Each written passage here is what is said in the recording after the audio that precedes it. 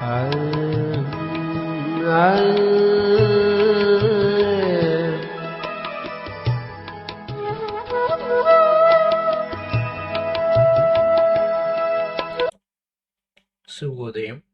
Welcome to morning session.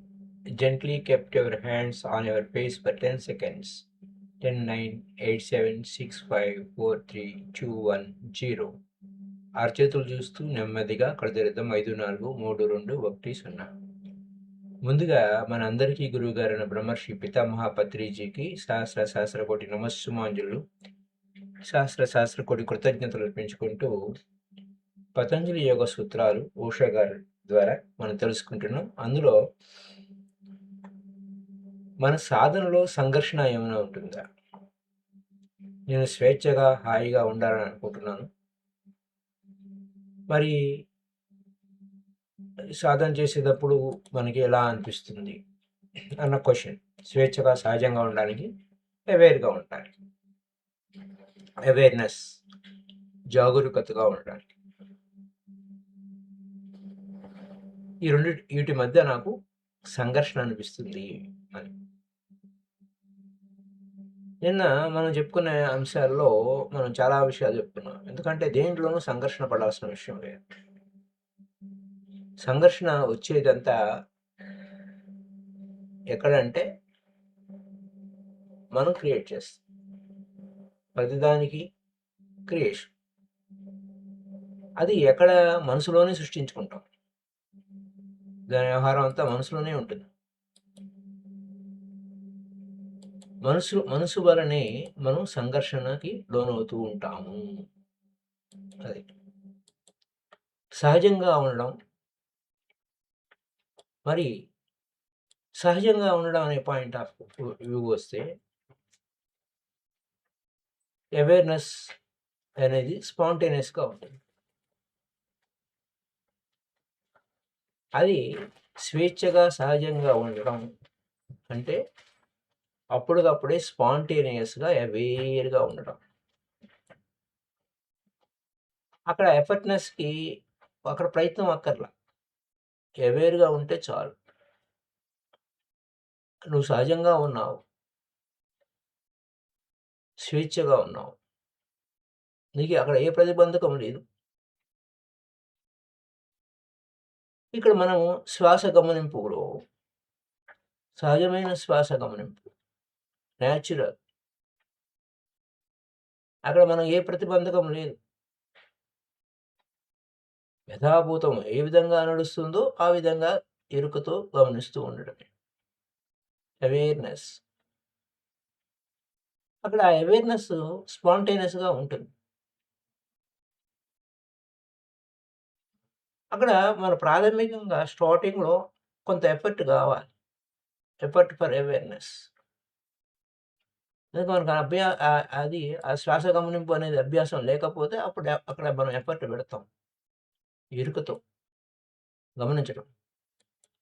కానీ నువ్వు స్పాంటేనియస్గా, స్వేచ్ఛగా, సహజంగా, ఆ సహజమైన శ్వాస, నువ్వే ప్రయత్నం లేదు. ప్రయత్నం అంతా మనసు అటు ఇటు పోతున్న మనసుని తెచ్చుకొని మళ్ళీ సహజమైన శ్వాస మీద దృష్టి పెట్టడమే. నువ్వు స్వేచ్ఛగా సహజంగా ఉంటే చాలు. ఆ కృత్రిమమైన ప్రయోగాలు ఏమి చేయాల్సిన అవసరం లేదు. న్యాచురల్‌గా ఉంటే చాలు, అది వస్తుంది. సో మై డియర్ ఫ్రెండ్స్, ఎప్పుడైతే నువ్వు అవేర్‌గా ఉంటే నువ్వు స్వేచ్ఛగా సహజమైన శ్వాస స్వేచ్ఛగా జరుగుతుంది. ఆ జరుగుతున్న క్రమంలో ఎటువంటి అనుభూతులు వస్తున్నాయి, ఎటువంటి ఫీలింగ్స్ వస్తున్నాయి, ఏ విధంగా ఉన్నాను నేను అన్న ఎరుక కలిగి ఉంటే చాలు.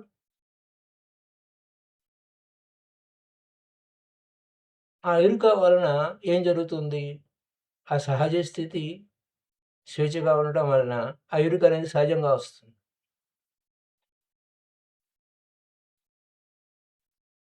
ఎందుకంటే ఈ సహజ స్థితిలోనే, స్వేచ్ఛగా ఉండడంలోనే ఏ ప్రతిబంధకం లేదు, ఏ కృత్రిమంగా లేదు, ఎక్కువ చేయడం లేదు, తక్కువ చేయడం లేదు.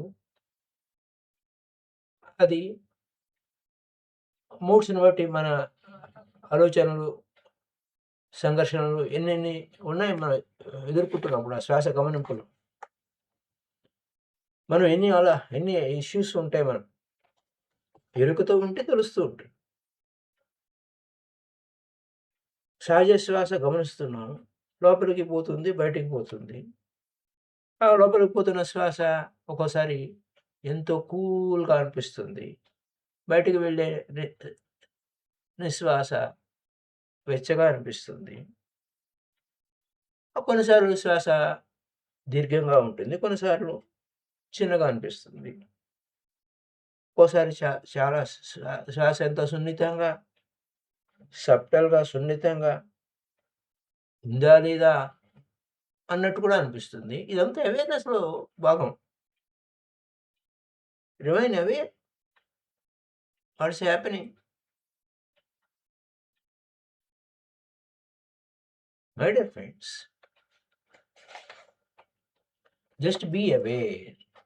నువ్వు అక్కడ ఏమి ఎక్కువ చేయడం లేదు, తక్కువ చేయడం లేదు. అక్కడ ఏ కంట్రోల్ లేదు. ఆ శ్వాస గమనంలో స్వేచ్ఛగా, సహజంగా జరిగే ఆ శ్వాస గమనంలో నువ్వు ఏమి నియంత్రణ లేదు, జోక్యం చేసుకోవద్దు. శ్వాస సహజంగా ప్రవహించనివ్వడమే సహజ స్థితి. ఆ తర్వాత జరిగేటువంటి అనుభూతులు, ఫీలింగ్స్ గమనిస్తూ ఉండాలి. శరీరంలో జరిగే మార్పులను గమనిస్తూ ఉండాలి. ఓ పక్క శ్వాస నడుస్తూనే ఉంది. సహజమైన శ్వాస. ఆ సహజమైన శ్వాస నడుస్తుంది, బానుంది. నీ ఏ విధంగా ఏముంది? ఒళ్ళేమైనా జలదరిస్తుందా? వేడిగా ఉందా? ఒత్తిడికి లోనవుతుందా? ఆ తల నుంచి నాకు తల బరువుగా అయింది. అలా రకరకాల అనుభూతులు వస్తూ ఉంటాయి. అక్కడ సంఘర్షణ ఏమి లేదు. అవేర్. అలా నఖశిఖ పర్యంతం మన శరీరం అంతా స్కాన్ అవుతూ ఉంటుంది.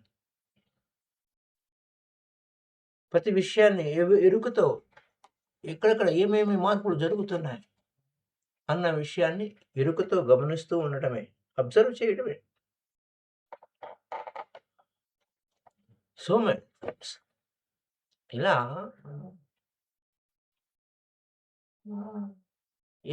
అక్కడ it means make no effort, just be whatsoever you are. నువ్వేం అవసరం లేదు. ఏ శ్రమ తీసుకోనవసరం లేదు. ఇది సహజ పద్ధతి. సహజమైన విధి. నీకు తెలిసినా తెలియకపోయినా if you are unaware and then be unaware. నువ్వు ఇరుకులో ఉన్నావా? ఇరుకులో లేవా? ఎలా ఉన్నావో గమనించు. నువ్వు స్వేచ్ఛగా ఉన్నావా? సహజంగా ఉన్నావా? ఉండు. Aware. Be natural state.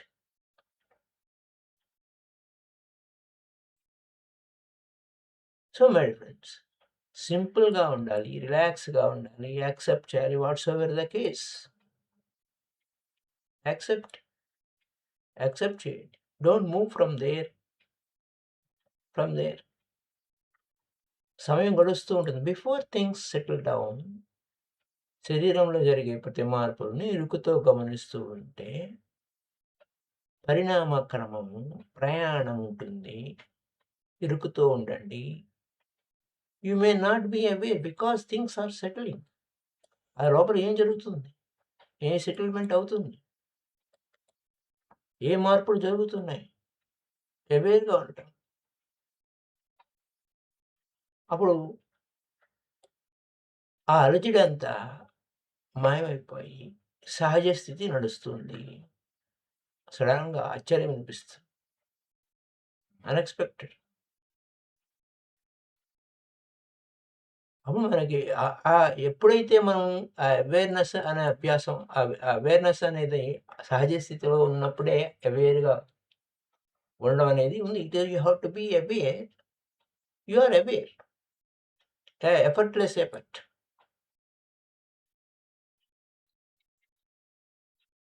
So my dear friends, awareness అనేది it will take long time when awareness become natural and no effort is needed. అక్కడ suppose if you are working through అవేర్నెస్గా మనం ప్రయత్నం చేస్తున్నాం. అవేర్నెస్ ప్రయత్నం చేసేది ఎఫర్ట్తో చేసే అవేర్నెస్ లేదా ఎఫర్ట్లెస్గా ఉండేవి different points.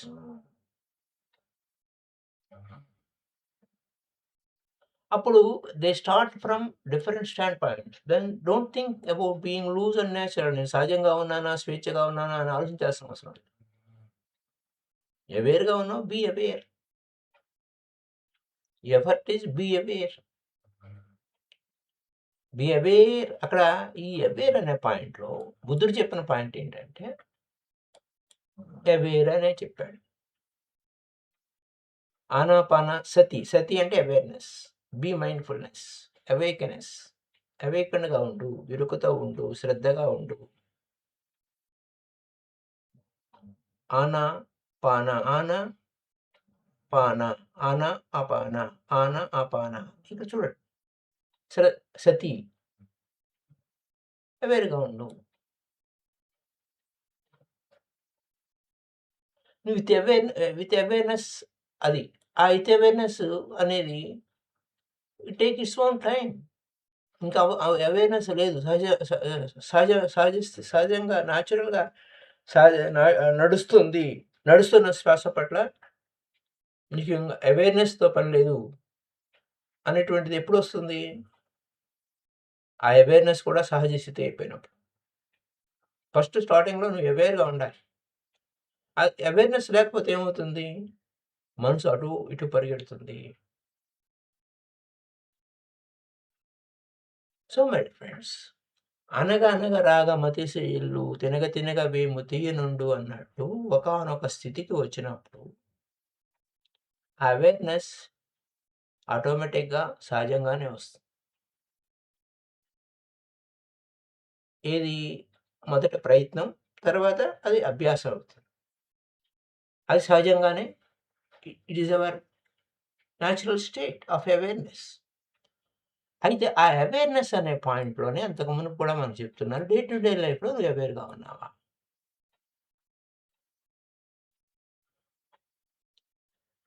That is the question.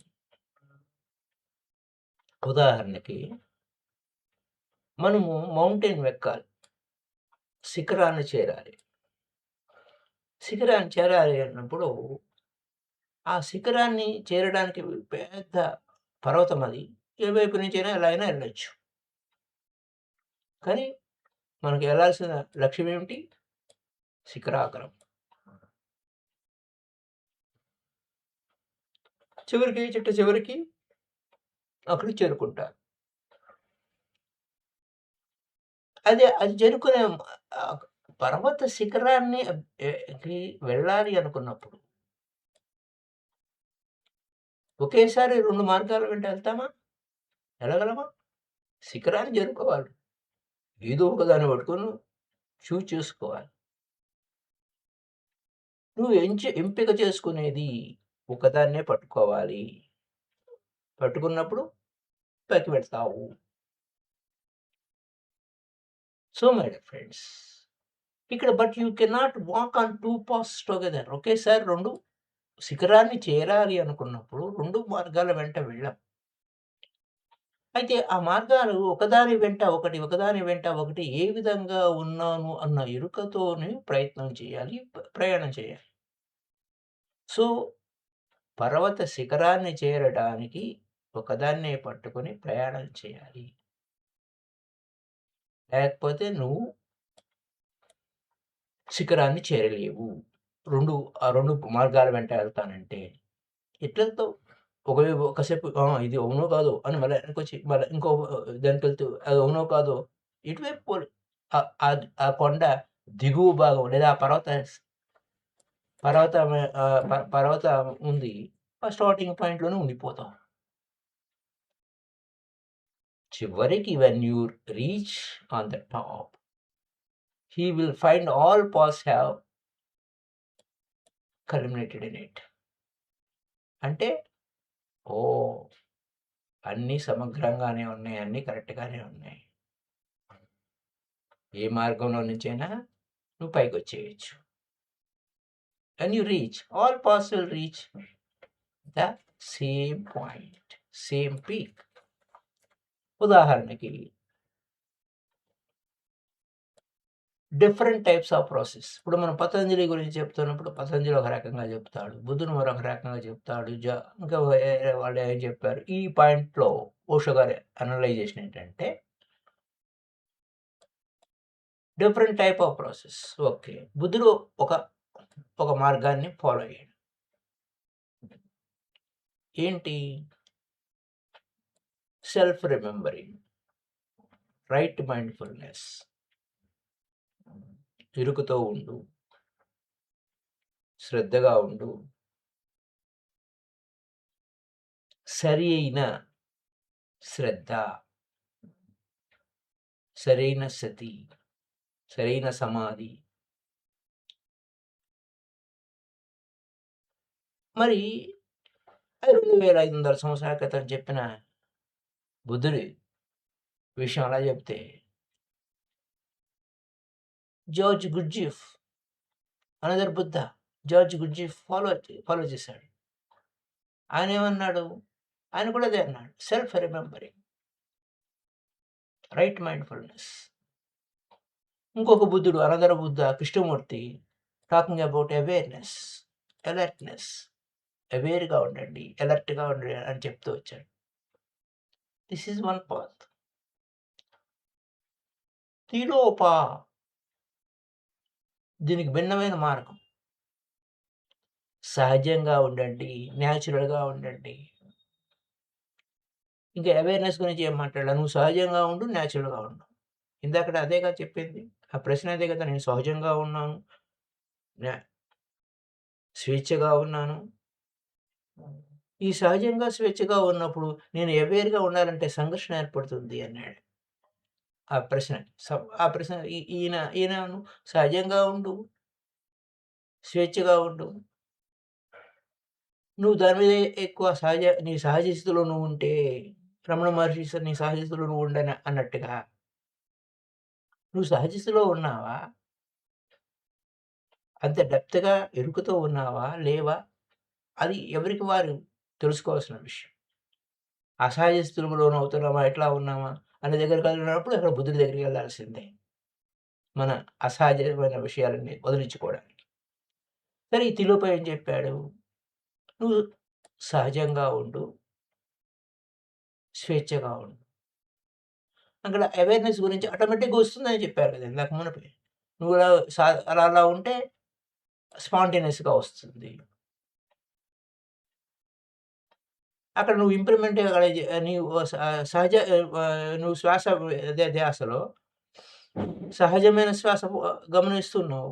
శ్వాస జరుగుతుంది. అది ఏమైనా ఎలాగైనా జరగనీలే. నువ్వు కోపంలో ఉన్నావు, శ్వాస ఏ విధంగా నడుస్తుంది. ప్రేమగా ఉన్నావు, శ్వాస ఏ విధంగా నడుస్తుంది. దుఃఖంలో ఉన్నావు, శ్వాస ఏ విధంగా నడుస్తుంది. నువ్వు నడుస్తున్నదాన్ని ఊరికే ఉన్నదాన్ని ఉన్నట్టు యథాభూతం. యథాభూతం అంటే ఉన్నదాన్ని ఉన్నట్టు గమనించు. అది సహజ స్థితి. నువ్వు అక్కడ ఇంప్రూవ్‌మెంట్ చేయక్కర్లేదు.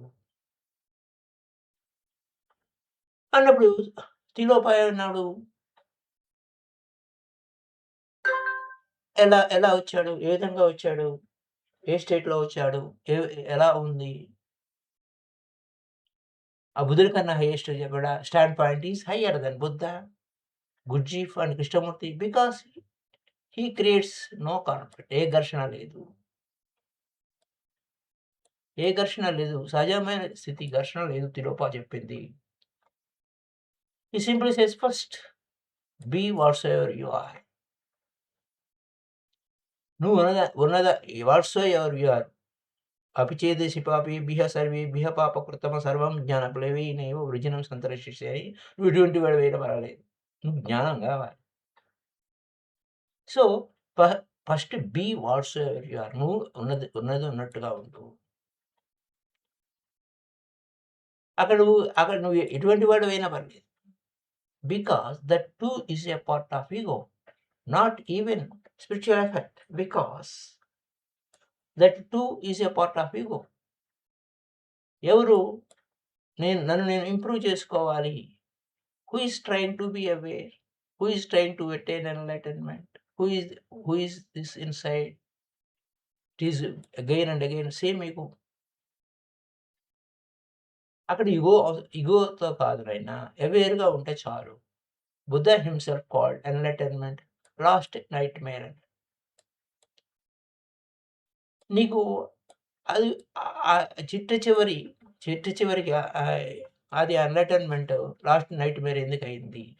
Again it's a dream. Nightmare అంటే పీడకల. అన్నిటిని చివరికి అన్ని ప్రలోభాలన్నీ ముందుకొచ్చేస్తాయి చివరికి. ఆ ప్రలోభాలన్నిటిని, ఆ సఫరింగ్ అన్నిటిని దాటి యువతలకు రావాలి. Tiloba standpoint is the almost standpoint. If you can understand it, then no effort is needed of any sort. You simply relax and be. Everything follows on its own accord.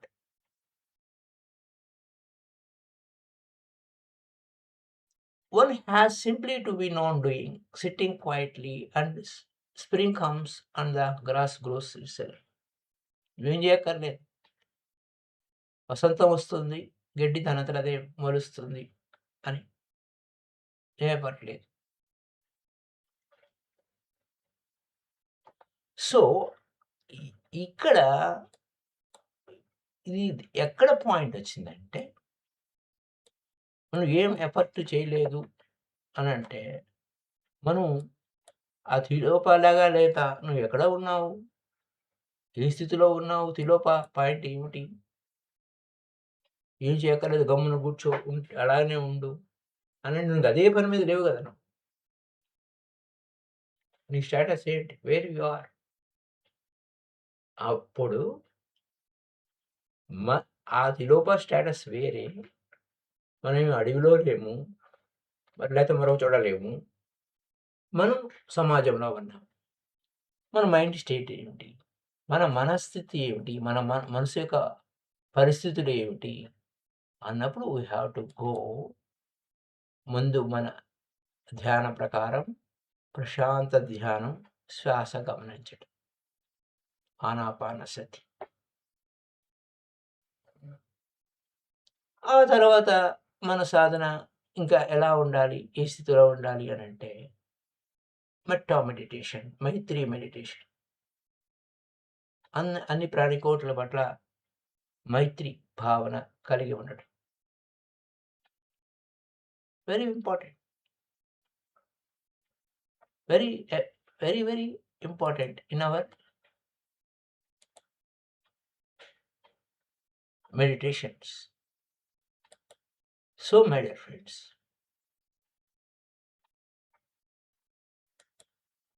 మరి ఇంకొక పాయింట్‌లో ఇప్పటి వరకు అలా యొక్క సందేహాలు చెప్పుకొని వచ్చారు. అయితే యాజ్ పర్ ద బుద్ధ, మనం బుద్ధుడి దగ్గరికి వెళ్ళినప్పుడు ఎందుకు మనం బుద్ధుడి దగ్గరికి ఎందుకు వెళ్ళాల్సి వచ్చింది? శ్వాస మీద గమనం, ఆనాపానసతి. ఆనాపానసతి అప్పుడు వెళ్ళినప్పుడు ఆయన మనకి ఏం చెప్పారు?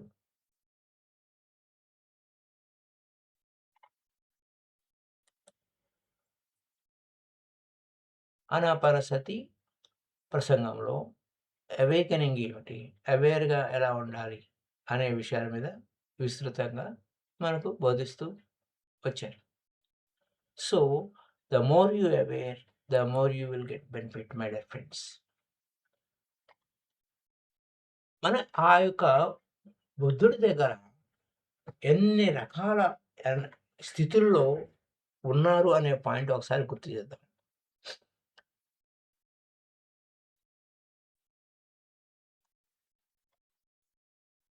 బుద్ధుడు ఒక పౌర్ణమి రోజు శ్రావతి అనేటువంటి ప్రాంతంలో వర్షాకాలంలో కూర్చున్నప్పుడు ఆ యొక్క వారిని వారిని వారి చుట్టూతా ఉన్న బౌద్ధ భిక్షువులని ఉద్దేశించి ఇలా ప్రసంగించారు. ఈ యొక్క సభ వ్యర్థమైన వాగుడు లేనిది. బుద్ధిని ప్రసంగం ఎలా ఉంటుంది? వ్యర్థమైన వాగుడు లేనిది. వ్యర్థమైన వాగుడుకు అతీతమైంది. స్వచ్ఛమైన హృదయంపై స్థాపించబడింది. అటువంటిదే ఈ భిక్షువుల సంఘము. అటువంటిదే ఈ సభ. సో మై డియర్ ఫ్రెండ్స్, ఈ భిక్షువుల సంఘం అర్హంతులు ఉన్నారు. వారి దోషాలు నశించి, వారు పరిపూర్ణతను పొంది, కర్మను పూర్తి చేసి, భారాన్ని దించి, సత్యగమనాన్ని సాధించి, పుట్టుక అనే బంధాన్ని ఛేదించి, సమ్యక్ జ్ఞానం ద్వారా ముక్తి పొందారు. అర్హంతులు. ఇంకా no need to come back. మళ్ళీ తిరిగి కర్మను పూర్తి చేశారు. భారాన్ని దించి వేశారు. పుట్టుక అనేది దాన్ని ఛేదించారు. పుట్టుక లేదు. No no taking of birth again.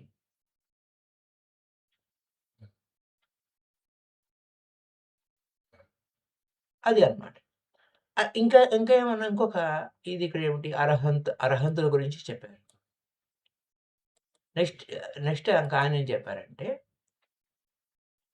ఈ భిక్షువుల సంఘములో పంచభూతాల బంధాలు నశించిపోవడంతో నెక్స్ట్ లెవెల్‌లో మళ్ళా పవిత్ర నివాసాల్లో ఉద్భవించడానికి సిద్ధంగా ఉన్న భిక్షువులు ఉన్నారు.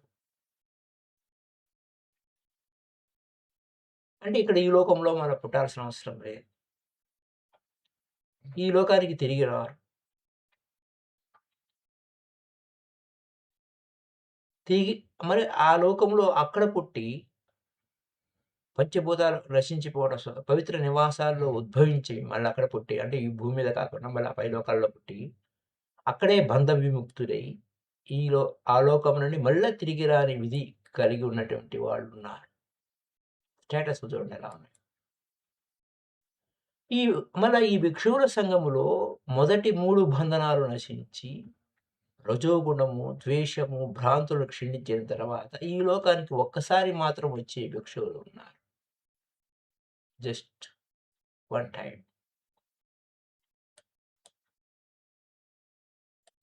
అలాగే ఈ భిక్షువుల సంఘములో మొదటి 3 బంధనాలు నశించకపోవడం చేత నిశ్చింతగా శ్రోత వర్గానికి అనుభవించిన భిక్షువులు ఉన్నారు. వారు ఇంకా ఇకపై అధోలోకాలకు రారు. ఆత్మజ్ఞానం వైపు పయనిస్తూ ఉన్నారు. ఈ భిక్షువుల సంఘంలో అలాంటి భిక్షువులు ఉన్నారు. అలాగే ఈ భిక్షువుల సంఘంలో 4 స్మృతి స్థాపనలు, అంటే మైండ్‌ఫుల్‌నెస్, 4 సమ్యక్ ప్రయత్నాలు, 4 రైట్ ఎక్సర్‌సైజెస్, 4 ఆధార శక్తులు, 4 బేసిస్ ఆఫ్ పవర్, 5 ఇంద్రియాలు, 7 జాగరూకతలు. వీటి అభివృద్ధికి అంకిత భావంతో భిక్షువులున్నారు. ఇంకా ఈ భిక్షువుల సంఘంలో సద్భావన, కంపాషన్, కరుణ, ఎంపథెటిక్ జాయ్, తాదాత్మిక ఆనందము, ఈక్వానిటీ అంటే సమదృష్టి, అన్‌అట్రాక్టివ్ ఆఫ్ ది బాడీ, ఈ శరీరము దీని పట్ల వ్యామోహం, ఆకర్షణీయం కాదనే భావన, అస్థిరత్వం అనే భావన వంటి వాటి అభివృద్ధికి అంకిత భావంతో ఉండే భిక్షువులు ఉన్నారు. అలాగే ఇక్కడ మనకి ఈ పాయింట్, ఎందుకు చెప్తున్నాననే పాయింట్. ఈ సన్యాసుల సంఘంలో లోపలికి, బయటికి వెళ్ళే శ్వాసపై ధ్యాస పెట్టడానికి అంకిత భావంతో ఉండే సన్యాసులున్నారు. ఇక్కడ సన్యాసులంటే భిక్షువులు. Sangha of monks. There are monks who remain devoted to mindfulness of in and out breath. ఇది. అంటే ఇక్కడ మన ప్రయాణం ఎక్కడి నుంచి ఎక్కడికి ఉన్నాము, ఏ స్థితిలో ఉన్నాము అనే పాయింట్ కోసం చెప్పుకుంటే, ఆయన రివర్స్‌లో చెప్పుకుంటూ వచ్చాడు. నేను మొదల కాడి నుంచి మనం శ్వాస మీద ధ్యాస. ఆ చివరలో చెప్పాడాయన. మనం శ్వాస మీద ధ్యాసలో ఉన్నాము. శ్వాస మీద ధ్యాస, శ్వాస గమనించడంలో ఆనాపానసతిలో, మైత్రీ ధ్యానంలో, మైత్రీ ధ్యానం కూడా చెప్పుకున్నాం కాబట్టి మైత్రీ ధ్యానంలో ఉన్నాం. ఆ తర్వాత ఆనాపానసతిలో అంటే ఇక్కడ మనకు పితామహ పత్రి సారు ఆనాపానసతి మెడిటేషన్‌లో శ్వాస గమనింపు, ఆనాపానసతి, విపස්සన అనే పదం వాడారు. ఆ విపස්සన లక్ష్యం ఏమిటి?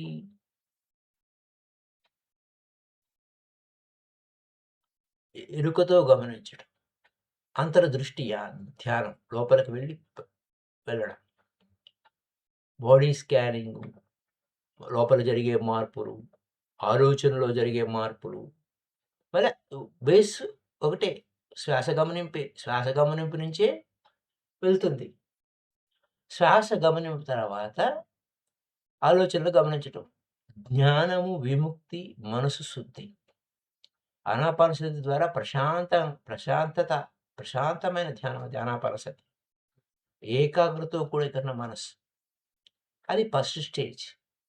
దాని తర్వాత విపස්සన అంతర్దృష్టి ధ్యానంలో జ్ఞానము, విముక్తి, మనసు శుద్ధి.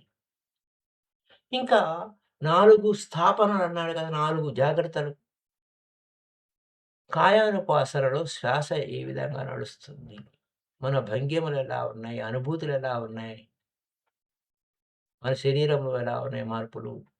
అలాగే వేదన ఫీలింగ్స్ ఎలా ఉన్నాయి? సెన్సేషన్స్, ఫీలింగ్స్ ఎలా ఉన్నాయి? ఆనంద అనుభూతి ఎలా ఉంది? బాధ అంటే ఏమిటి? సాధారణ న్యూట్రల్‌గా ఉండడం అంటే ఏంటి? ఆ ఫీలింగ్స్‌ని అబ్జర్వ్ చేయటం.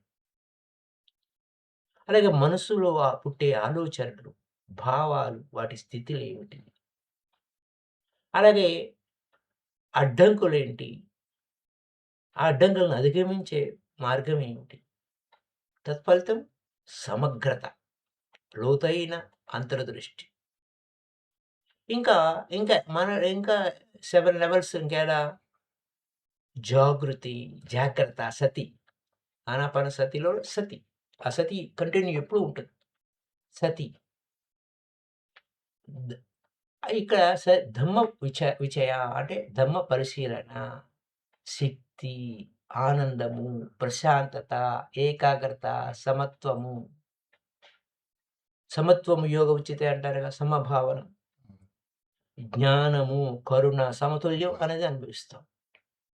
ఇంకా బ్రహ్మ విహారాల్లో మైత్రి మెడిటేషన్, కరుణ మెడిటేషన్, ముదిత మెడిటేషన్, ఉపేక్ష, సమత్వం అనేటువంటి డివైన్ అబోర్డ్స్‌లో ఉంటాం. బ్రహ్మ విహారం అంటే డివైన్ అబోర్డ్స్. మన లెవెల్స్. ఇంకా విముక్తి మార్గం పాత్ ఆఫ్ లిబరేషన్‌లో సోతపన్న మొదటి విరామం. సదాగామి ఒక్కసారే జన్మ తీసుకోవటం. సోతపన్న 7 జన్మలు ఎత్తాల్సొస్తుంది. అనాగామి నో రిటర్న్. మళ్ళీ తిరిగి రావాల్సిన అవసరం లేదు. ఎందుకంటే ఇంద్రియాల మీద ఆసక్తి లేదు. ఆసక్తి లేదు, ద్వేషం లేదు. వాటన్నిటిని ఇంద్రియాసక్తి, లేదు, ద్వేషం లేదు. వీటన్నిటి నుంచి విముక్తి. అర్హంత్ సంపూర్ణ విముక్తి. ఫలితం నిర్వాణ, దుఃఖనాశనం. సో, శ్వాస గమనించటం ఆనాపానసతి, శరీర పరిశీలనలో మార్పు గమనిస్తూ విపස්සన, సమత్వం బ్యాలెన్స్డ్ స్టేట్‌లో ఉండటం, మైత్రి మెడిటేషన్. ఏది నిత్య, అనిత్య వస్తు వివేక విచరణ, అనిత్యత, దుఃఖం ఏది నిత్యం కాదు. దుఃఖము కాదు, సుఖము కాదు. వీటన్నిటిని అవేర్‌గా వెళ్ళడం. ఏది శాశ్వతం కాదు అని అనుకున్నప్పుడు ఎక్కడ నా ఇది, నా ఇది, నా ఇది, నా ఇది అనే కాన్సెప్ట్ ఒకటుంటది. ఇది కాదు, ఇది కాదు, ఇది కాదని.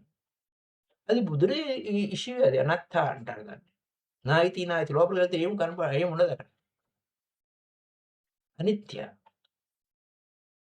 నిత్య, నిత్య నిత్య, అనిత్య వస్తు వివేక విచారాల్లో నాయితి, నాయితి, నాయితి అని చూసేస్తే లోపల ఏమీ లేదు. దాన్ని అనాత్త అన్నారు. దానికి ఏదో గందరగోళం చేస్తారు కొంతమంది. సో, ఇదంతా road map towards Buddhahood. So my dear friends, ఈ యొక్క కాన్ఫ్లిక్ట్ ఎక్కడా లేదు. ఇవన్నీ కూడా ధ్యానంలో మరింత లోతుగా వెళ్ళడానికి ఉపయోగపడే విషయాల గురించే మనం చెప్పుకుంటూ ఉంటాం.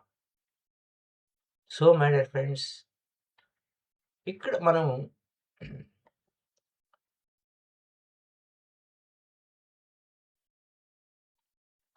ఎలాంటి ప్రయాణంలో ఉన్నాము, ఏ విధంగా ఉన్నాము, ఏ స్థితిలో ఉన్నాము, ఏ స్థితి నుంచి ఏ స్థితి వైపుకి వెళ్తున్నాము అన్న పాయింట్ ఆఫ్ వ్యూలో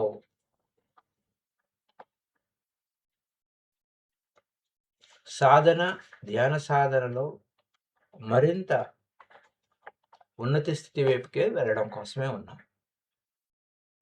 the more you how the meditation will give అంటే డే టు డే లైఫ్లో మనం అవేర్నెస్గా ఉండటం కోసం ఎవ్రీ యాక్టివిటీ బికమ్ మెడిటేషన్.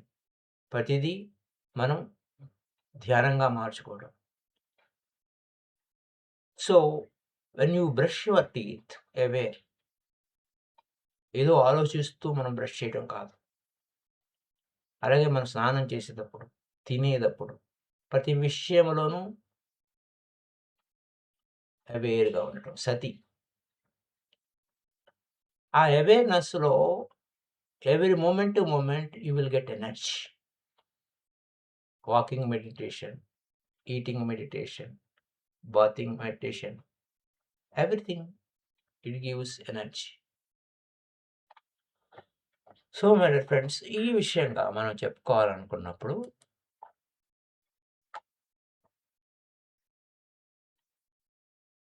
ఆ అవేకనింగ్‌కి ఏ స్టెప్స్ మనకి ఎలా ఉంటాయి అనే పాయింట్ ఆల్రెడీ మనం చెప్పుకున్నాం. రిపీటెడ్‌గా మనం చెప్పవచ్చు. కానీ అది శరీరమంతా సున్నితంగా శ్వాస ఏ విధంగా నడుస్తుంది అనే దాని మీదే ఇప్పుడు మనం దీంట్లో మనకు చూపిస్తాం. ఒక నిమిషం.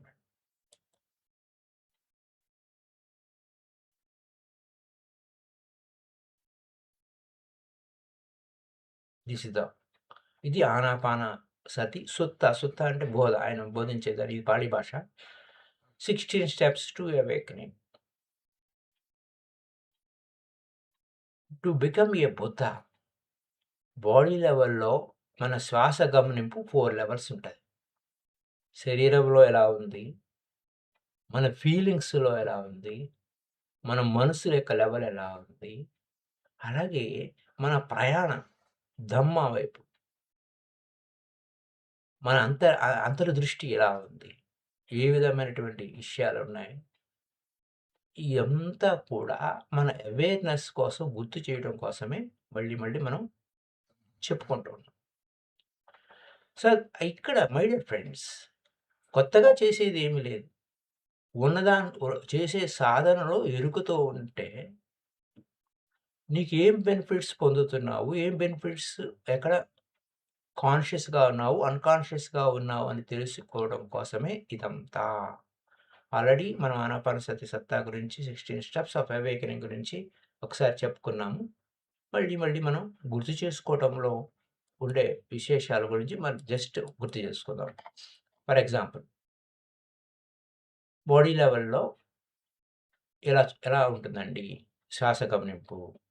శ్వాస నడుస్తూ ఉంటుంది. అప్పుడు నువ్వు ఈ శ్వాస నడుస్తున్నప్పుడు నీ అవగాహన ఎలా ఉంది? నీ అండర్‌స్టాండింగ్ ఎలా ఉంది? ఆ బ్రీతు దీర్ఘంగా ఉందా? You understand that breath is long breath. Right. అలాగే శ్వాస లోపలికి దీర్ఘంగా వెళ్తుంది, లేదా శ్వాస అనగానే రెండండి, ఉచ్ఛ్వాస, నిశ్వాస.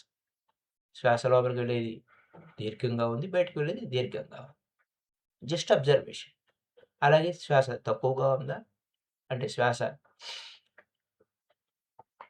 ఎక్కువగా ఉందా, breathing in short or breathing out, అది బాడీ లెవెల్ గురించి మాట్లాడుతున్నాం. అలాగే ఈ ఈ ఈ యొక్క ఉచ్ఛ్వాస నిశ్వాసలు ఒక్కోసారి లోపలికి బాగా వేగంగా వెళ్తాయి, ఒక్కోసారి చిన్నగా వెళ్తాయి. లోపలికి వెళ్ళటం అది రెండు లెవెల్స్, చిన్నగా వెళ్ళటం లేదా వేగంగా వెళ్ళటం. ఇదంతా ఎంతో ఇరుకుతో గమనిస్తూ ఉంటాడు, తెలుస్తుంది. అలాగే శరీరం అంతా శ్వాస గమనించటం. శరీరం అంతా శ్వాస లోపలికి తీసుకుంటుంది. శరీరం అంతా, కేవలం ముక్కులో ఆడటమే గాలి కాదు. శరీరం అంతా శ్వాస తీసుకుంటుంది, మళ్ళా శ్వాస వదులుతూ ఉంటుంది. అది ఎంతో డీప్‌గా మనం అవేర్‌గా ఉంటే, దట్ ఈస్ ఆనాపానసతి. సతి అంటే అవేర్‌నెస్. సతి అంటే గుర్తుంచుకోండి. సతి మీన్స్ అవేర్‌నెస్. ఆనా, అపాన. ఇందులో అక్కడ ఏం జరుగుతుంది? ఇక్కడ మన ఈ పాయింట్‌లో శరీరమంతా సున్నితంగా శ్వాస తీసుకుంటుంది, సున్నితంగా వదిలేస్తుంది. నెక్స్ట్ లెవెల్‌లో వెళ్ళేసరికి ఈ స్థితికొచ్చినప్పుడు శాంతపరుస్తుంది. లోపలికి వెళ్ళేది, బయటికి వెళ్ళే శ్వాస చాలా శాంతపరుస్తుంది. కామింగ్ బాడీ, ఫ్యాబ్రికేషన్ బాడీ అంతా. ఇది ఏ లెవెలు? మనం చెప్పుకున్నటువంటి లెవెల్‌లో ఫస్ట్ బాడీ లెవెల్. ఇక ఫీలింగ్స్ ఉంటాయి. ఆ ఫీలింగ్స్ కూడా మనకు లోపల ఏం జరుగుతుంది అనే దాని మీద దృష్టి పెట్టినప్పుడు ఫీలింగ్స్ ఎలా ఉన్నాయి? శ్వాస లోపలికి వెళ్తున్నప్పుడు పరవశానుభూతి వస్తుంది. శ్వాస అనంగానే 2 మళ్ళీ చెప్పను. ఉచ్ఛ్వాస, నిశ్వాస అని చెప్పట్లేదు నేను. శ్వాస, పరవశానుభూతి శ్వాస. లోపలికి, బయటికి. రైట్? పరవశానుభూతి. సో మై డియర్ ఫ్రెండ్స్, ఇక మన తర్వాత లెవెల్ ఏమవుతుంది? ఆనందం, ప్లెజర్. పరవశంగా ఉంది. ఆ ప్లెజర్‌లో సుఖాన్ని గ్రహిస్తున్నాం. లోపలికి శ్వాస లోపలికి వెళ్తున్నప్పుడు ఎంతో సుఖంగా, లోపలికి అంటలేదు, శ్వాస అందాం. మళ్ళా లోపలికి, బయటికి అనేది కదా. సో, లోపలికి బయటికి అనుకున్నా ఓకే. లోపలికి వెళ్ళేటప్పుడు సుఖంగా ఉంది, బయటికి వెళ్ళేటప్పుడు సుఖంగా ఉంది. లోపలికి వెళ్ళేటప్పుడు పరవశ్యంగా ఉంది. ఎన్ని feelings, what I am saying feelings. పరవశంగా ఉంది లోపలికి వెళ్ళేటప్పుడు గాని, బయటికి వెళ్ళేటప్పుడు. రెండోది సుఖంగా ఉంది. మూడోది హ్మ్, ఇక సున్నితమైన శ్వాస లోపలికి వెళ్తుంది. సున్నితంగా శ్వాస లోపలికి, ఫీలింగ్ ఒక సెన్సిటివ్ ఫీలింగ్ అది ఎలా ఉంటుంది? I will breathe in sensitive to mental fabrication. మన మానసికంగా ఆ ఫీలింగ్స్‌లో ఆ సున్నితమైన శ్వాసని, ఆ కల్పనని గమనిస్తుంటాం. నెక్స్ట్ లెవెల్‌కెళ్ళేసరికి ఏమవుతుంది? మనసు ప్రశాంతం. చూడండి, బాడీ లెవెల్‌లో బాడీ ప్రశాంతత వచ్చింది. ఇక్కడ మైండ్ లెవెల్‌లో మనసు ప్రశాంతత వచ్చింది. ఇక్కడ నెక్స్టు ఫీలింగ్స్ అయిపోయింది. మైండ్ కాదు, ఫీలింగ్స్ గురించి చెప్పుకున్నాం. ఇప్పుడు మైండ్ లెవెల్. చూడండి ఎంత సబ్టల్‌గా ఉంటుందో. ఫీలింగ్స్ వేరు, మనసు వేరు. ఫీలింగ్స్ అనేవి ఎమోషనల్‌గా ఉంటాయి. Energy in motion. ఏ లెవెల్‌లో. ఇప్పుడు మైండ్ ఎలా ఉంది? మనసుకు అనుగుణంగా శ్వాస తీసుకుంటుంది. ఇక అందుకు నువ్వు మనసుని బలవంతంగా దృష్టి పెట్టాల్సొచ్చింది. అటు ఇటు పోనివ్వకుండా. ఇక్కడ మనసు అనుగుణంగా శ్వాస నడుస్తుంది. అలా లోపలికి వెళ్ళడంలో నెక్స్ట్ పాయింట్, మనసు ఆనందంగా ఉంటుంది. ఆనందపరుస్తుంది శ్వాస. నెక్స్ట్ లెవెల్‌లో ఏకాగ్రతగా ఉంటుంది. ఏకాగ్రతకొచ్చిందంటే ఇంక దానికి కథ క్లోజ్ అయిపోయింది. మనసుని పూర్తిగా విడిచిపెట్టేస్తుంది. మనసుని పూర్తిగా ఇంక జీరో అయిపోతుంది. There is no mind. No need of mind. ఇంకా మనసు అనే బంధం లేదు. చూడండి ఎలా ఎలా అయిందో. ఈ లెవెల్స్ సబ్టల్‌గా ఉంటాయి. నేనేమో ఇక్కడ మీకు ఈ యొక్క లెవెల్ అర్థమైందా? ఎక్కడ ఎక్కడ మీకు అనుమానం వచ్చింది? ఇక బాడీ లెవెల్‌లో ఎలా ఫీలింగ్స్ ఉన్నాయి? ఫీలింగ్స్‌లో ఎలా ఉంది? మనసులో ఎలా ఉంది? ఇక ఇంత సున్నితంగా మనం గమనిస్తున్నప్పుడు మీకేమేమి అనుభూతులొస్తున్నాయి? So many friends. ఇంకా నెక్స్ట్‌కొచ్చేసరికి మన levels the more you aware, the more you will get benefit అన్నమాట. మనసు కూడా విడిచిపెట్టేసాం. చూడండి మనసు ఒక్కొక్క స్థితి నుంచి ఒక్కొక్క స్థితికి ఎలా మారిపోయిందో. స్టార్టింగ్‌లో ఎఫెక్ట్ పెట్టాల్సొచ్చింది. శ్వాస గమనింపులో ఎరుకుతూ ఉండాలి. ఆ తర్వాత మైండ్ లెవెల్‌లో మార్చుకుంటూ బాడీలో ముందు ద మనసుని దేని మీద దృష్టి పెట్టాం? శ్వాస లోపలికి ఏ విధంగా ఉంది? బయటికి ఎలా వస్తుంది? లోపలికెళ్ళే శ్వాస దీర్ఘంగా ఉందా?